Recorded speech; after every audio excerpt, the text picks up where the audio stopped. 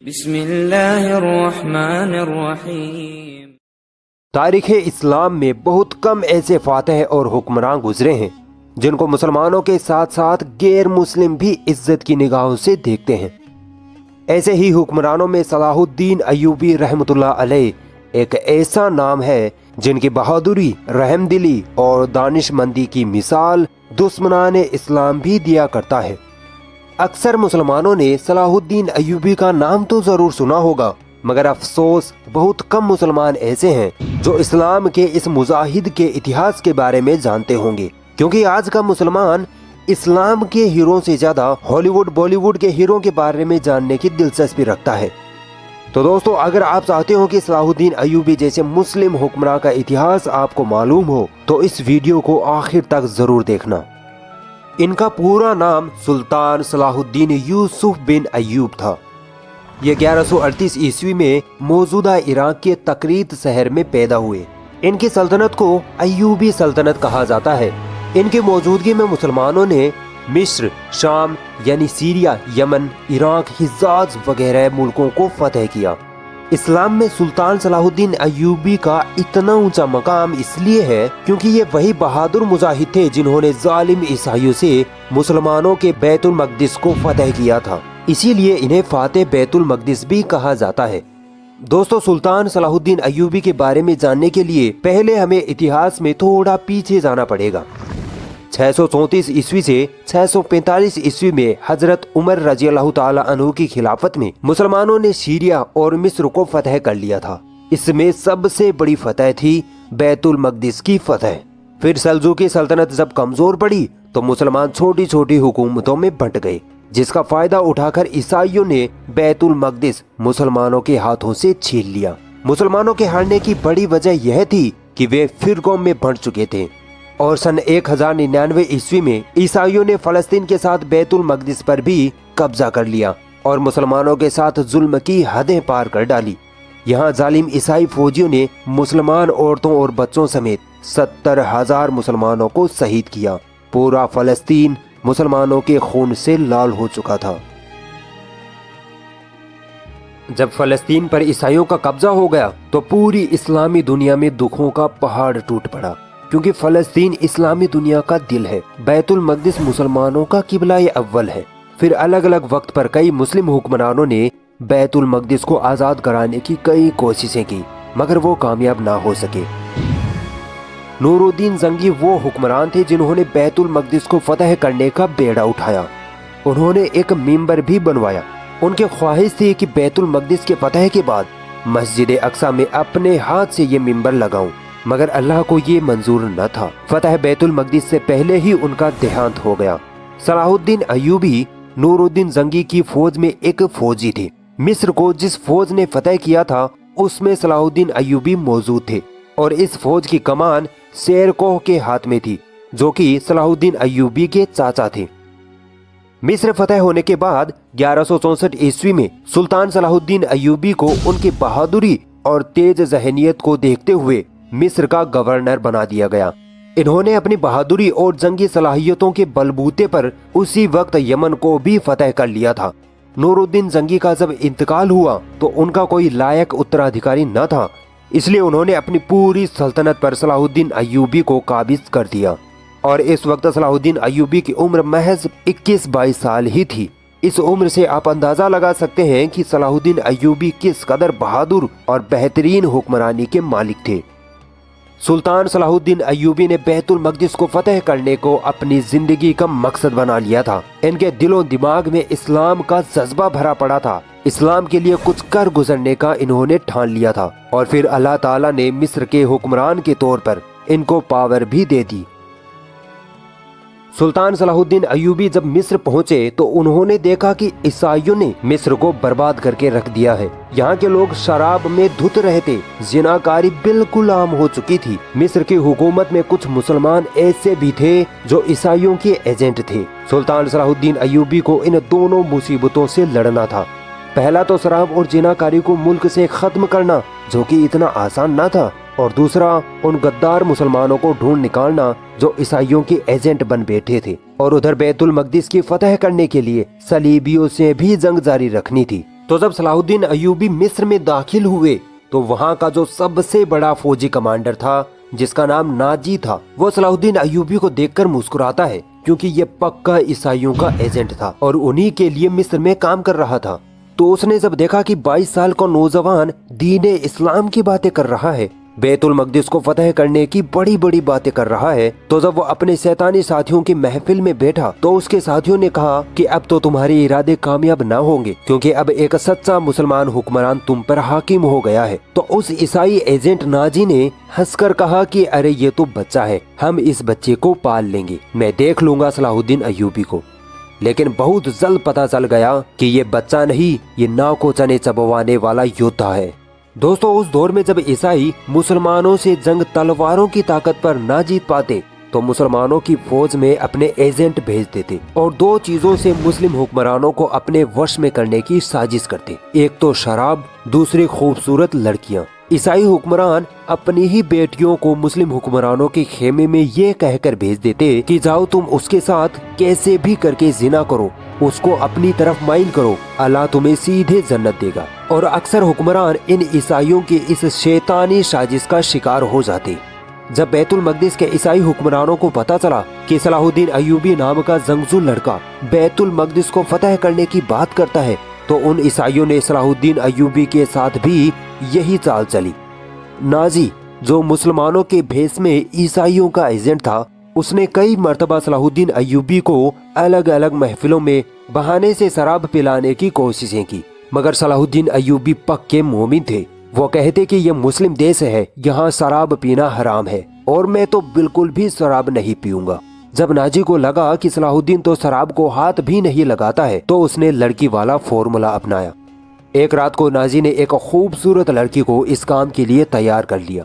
फिर सलाहुद्दीन अय्यूबी के पास आकर बोला कि सुल्तान, एक लड़की परेशान है, बहुत दूर से आई है, आपसे बड़ी उम्मीदें लगाई हुई है, वो आपसे मिलना चाहती है। सुल्तान सलाहुद्दीन अय्यूबी ने कहा कि ठीक है, बुला लो। नाजी ने कहा नहीं नहीं सुल्तान, वो आपसे अकेले में ही अपनी परेशानी बताने की जिद कर रही है। तब सुल्तान सलाहुद्दीन अय्यूबी मुस्कुराए, क्योंकि उनको अंदाजा हो गया था कि ये बदबख्त मुझे किस साजिश में फंसाना चाहता है। मगर सुल्तान सलाहुद्दीन अय्यूबी ने कहा कि ठीक है, मैं मेरे खेमे में जा रहा हूँ, लड़की को भेज देना। फिर उस लड़की को भेजा गया। हालांकि पूरी प्लानिंग ये थी कि उस लड़की को कहा गया था कि तुम जाओ और किसी न किसी तरह सुल्तान के साथ फहश हरकतें करो और सुल्तान को अपनी तरफ माइल करो, और अगर तुम सुल्तान को एक गिलास भी शराब पिला दो तो जो तुम मांगोगी वो तुम्हें दिया जाएगा। मगर जब लड़की अंदर गई तो सलाहुद्दीन अय्यूबी ने उसे देखते ही अपने कंधे से चादर उतारी और उस लड़की को दी और कहा कि इससे अपना बदन ढक लो। इस अमल से वो लड़की अपने आप पर शर्मिंदा हो गई। सलाहुद्दीन अय्यूबी ने उससे पूछा कि तुम्हारे माँ बाप कौन है, तो वो लड़की इस सवाल का जवाब ना दे सकी, क्योंकि ईसाई ऐसी ही लड़कियों को बचपन में ही कहीं से अगवा कर लिया करते थे और इस तरह के कामों के लिए उनकी खास परवरिश किया करते थे। फिर वो लड़की रोते हुए बोली कि इन लोगों ने मुझे आपके साथ फहश हरकतें करने के लिए भेजा था। सुल्तान सलाहुद्दीन अय्यूबी मुस्कुराए और कहा कि जाओ, उनसे कह दो कि जो काम तुमने कहा था वो मैंने कर दिया। जब वो लड़की अपने सरदारों के पास गई तो अगले ही दिन नाजी उठा और शोर मचाने लगा कि देखो, हमारा सुल्तान तो शराबी है, वो तो लड़कियों के साथ जिनाकारी करता है। जब सुल्तान सलाहुद्दीन अय्यूबी अपने खेमे से बाहर आए तो लोगों में उनकी बातें चल रही थी। सुल्तान ने कहा कि जरा उस लड़की को तो पूछ लो कि रात को क्या हुआ था। जब लड़की को बुलाया गया तो उस लड़की ने सबके सामने कहा कि जिस खुदा को मैं मानती हूँ उसकी कसम, मैंने सलाहुद्दीन जैसा बहादुर और शरीफ इंसान आज तक नहीं देखा। मैं रात भर उनके साथ रही, मगर सुल्तान ने एक गलत निगाह भी मुझ पर न डाली। फिर उस नाजी का काला मुंह हुआ। तो दोस्तों, ये किरदार था सुल्तान सलाहुद्दीन अय्यूबी का, और एक किरदार आज हमारा है जो व्हाट्सएप और फेसबुक सिर्फ इसलिए चलाते हैं ताकि लड़कियों को पटा सके। जब ईसाइयों की शराब और लड़की वाली साजिश काम न आई तो इन्होंने सुल्तान को कत्ल करने की तीसरी साजिश रचनी शुरू कर दी। इन लोगों ने हसन बिन सब्बाह से मदद मांगी, जो दुनिया का बदतरीन इंसान था। कहता तो अपने आप को मुसलमान था, मगर असल में बातिनी था। इसने अपने लोगों की एक ऐसी फौज बना रखी थी जो बड़े बड़े लोगों को किसी भी हालत में मारने की ताकत रखती थी, और आज हम इस फौज को असैसियंस के नाम से जानते हैं।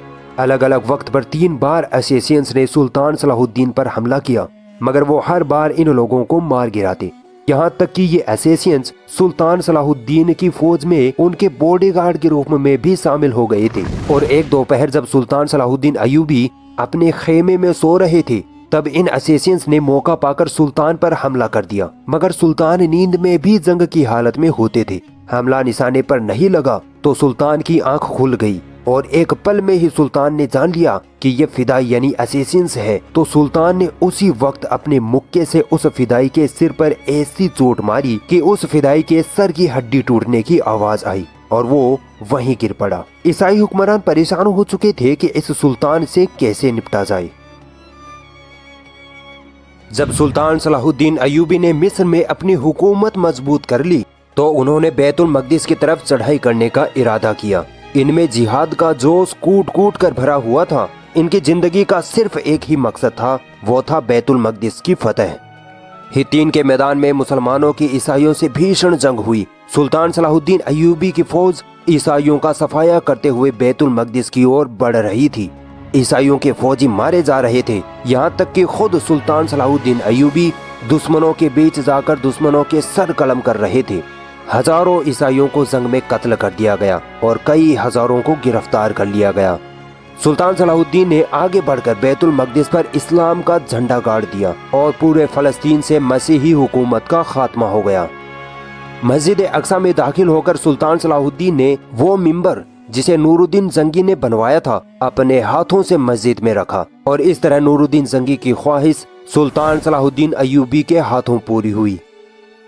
सुल्तान सलाहुद्दीन अय्यूबी ने बैतुल मकदिस को फतह करने के बाद वैसा कोई अत्याचार नहीं किया जैसा इस शहर पर कब्जा करते वक्त यूरोप की मसीही फौजों ने मुसलमानों पर किया था।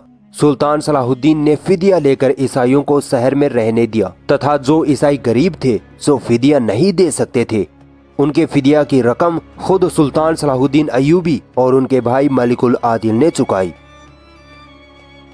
जब यूरोप के ईसाई हुक्मरानों के पास ये खबर पहुंची कि सलाहुद्दीन अय्यूबी ने बैतुल मकदिस पर कब्जा कर लिया है तो पूरे यूरोप में कोहराम मच गया।